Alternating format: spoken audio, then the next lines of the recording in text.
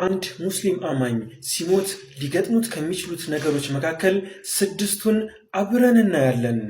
አንደኛ፣ ጠንከር ያለ ሰክረተል ሞት ይገጥመሃል። ከዛ ነጭ የለበሱ መላእኮች ወደ አንተ ይመጡና ሩሕን ያወጧታል፣ ወደ ሰባተኛ ሰማይም ይወስዷታል። ሁለተኛ፣ ከተቀበርክ በኋላ ነፍስህ ወደ ሰውነትህ ትመለሳለች።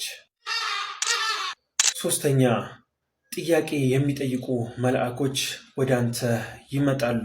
ሶስት ጥያቄዎችን ይጠይቀዋል። መን ሁወ ረቡክ፣ ዲኑክ ወነቢዩክ፣ ጌታህ ማን ነው?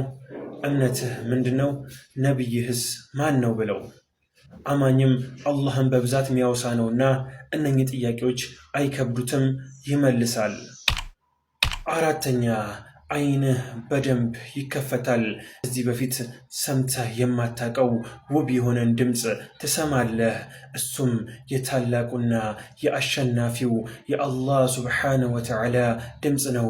አላህም ይላል ባሪያዬ እውነት ተናግሯል።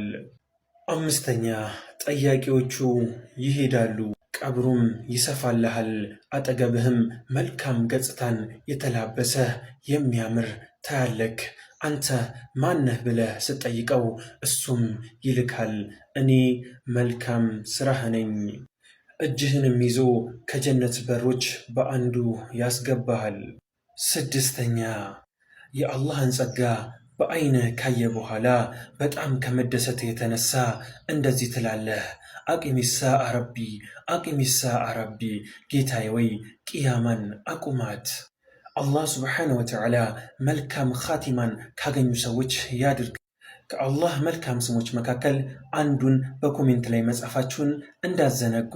ቪዲዮንም ሼር አድርጉት፣ አመላካች የሰሪውን ያገኛልና። አሰላሙ ዓለይኩም ወረሕመቱላህ